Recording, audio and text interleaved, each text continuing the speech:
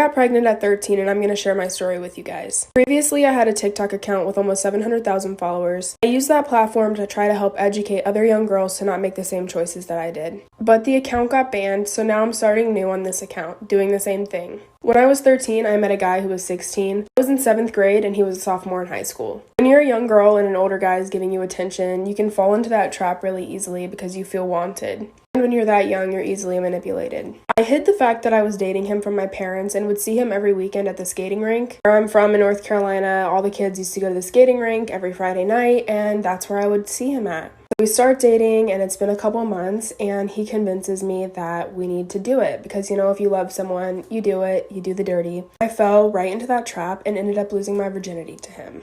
About 2 months later, I found out that I was pregnant. I also found out that he had also gotten another girl pregnant, but she had had an abortion. And this is just the beginning. I'm gonna make a bunch of parts. So this is gonna be my 13 and pregnant story time part 2. So back in 2013, got pregnant by a guy who was 3.5 years older than me. He was 16 at the time. I had just turned 13 when him and I met, and I got pregnant 2 months about after my 13th birthday. So after getting pregnant, I had found out that he had actually gotten another girl pregnant who ended up having an abortion, and I felt like everything that he was telling me was lies. I was constantly getting played, constantly getting cheated on. He was always talking to other girls, constantly fighting. He was really abusive and manipulative. So obviously, I found out that I was pregnant. My cousin bought me a pregnancy test. His name is John. You're the real OG John. He went into a Walgreens for me. He bought me a pregnancy test. I took it. It was positive, and obviously I had to tell my parents. So I told my mom first. She was really disappointed, didn't believe me at first. She made me take another pregnancy test to prove to her that I was pregnant. And I told her, yes, Mom, I did it. I'm so sorry. I'm pregnant. And she made a doctor's appointment for me. There's gonna have to be a part 3. 13 and pregnant story time part 3. So after I told my mom that I was pregnant, we went to the doctors. The doctor confirmed that I was pregnant. I told my son's dad, yeah, I'm really pregnant. She gave me the option. She was like, if you don't want to keep the baby, I totally understand.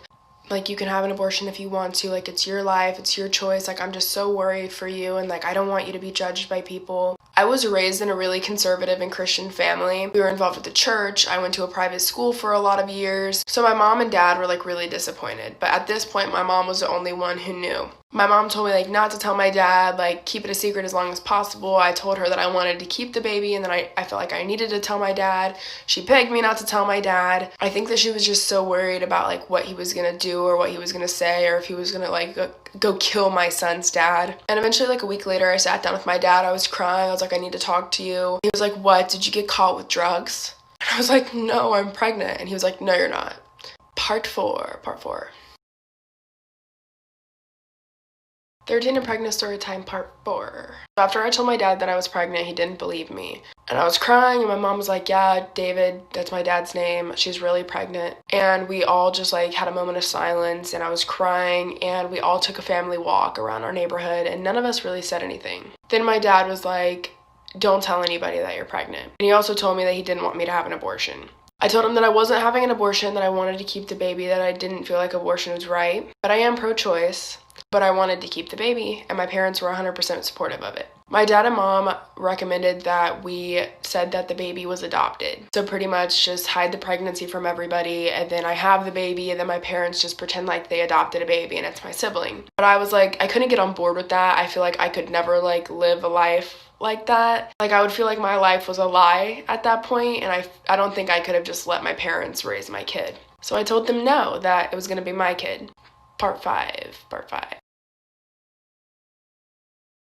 13 and pregnant story time part 5. So after I told my parents that I wanted to keep the baby and I wasn't okay with the whole they adopted a baby and hide my pregnancy thing, I still did choose to hide my pregnancy. And when I was around 15 weeks pregnant or so, my son's dad chucked the deuces to me and decided that he didn't want to be with me anymore. He didn't talk to me for the majority of my pregnancy, and I was absolutely depressed. I lost almost all my friends. After my 7th grade year, because I got pregnant when I was in 7th grade, my parents pulled me out of school and they homeschooled me for my 8th grade year. So I was being homeschooled, I was pregnant.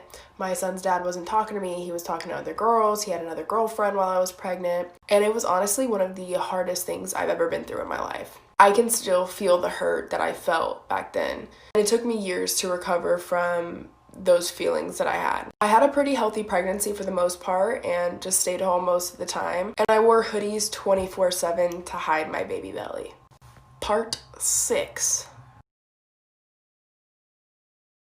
13 and pregnant story time part 6. So I had a pretty healthy pregnancy, and after my son's dad left me around 15 weeks, we didn't talk majority of my pregnancy. He went on and dated other girls, and I was just being homeschooled at home. When I was around 37 or 38 weeks, I had gotten the news from my doctor that I was going to need a C-section because I had a contracted pelvis, and they felt like if I tried to give natural birth that it could probably be life-threatening. So I had a scheduled C-section that was scheduled for January 23rd, 2014. I was still 13 at the time. I was 13 when I gave birth to my son, and my son's dad was 17. So once we got to the end of the pregnancy, my son's dad had hit me up, and we talked about names. He said that he didn't like the name that I had picked for him, that he wanted to be together again, because I had originally picked the name Elijah, and he said that he didn't like that, and he wanted to be with me again, and dumbass myself, I was like, fine, I want to be with you too. I want to raise a baby together and all this shit. So I took him back a week before I had my son. And he was in the operating room with me whenever I had my son.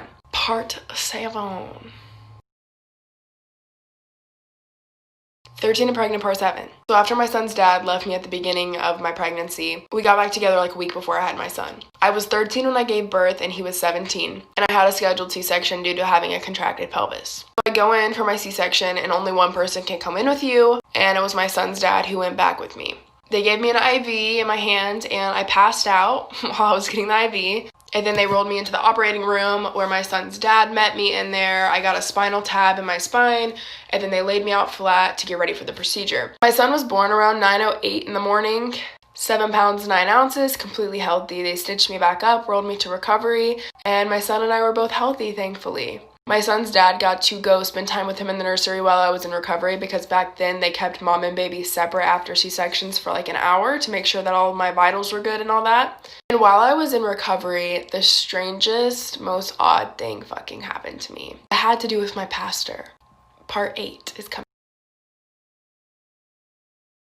13 and story time part 8. So after I had my C-section, I was 13, my son's dad was 17. I got rolled out of the operating room and taken to a recovery room. My son got taken to the nursery. My son's dad went to the nursery with him, and I went to recovery. The first person to come in and visit me in recovery, because you can only have one visitor at a time, was not my mom nor my dad, because they were both there also.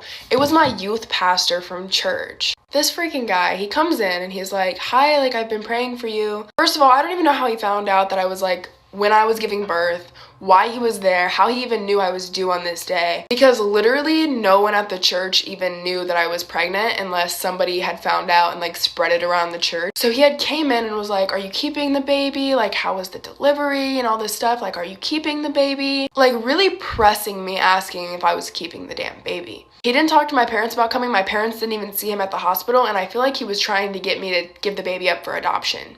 Part 9 is gonna be up.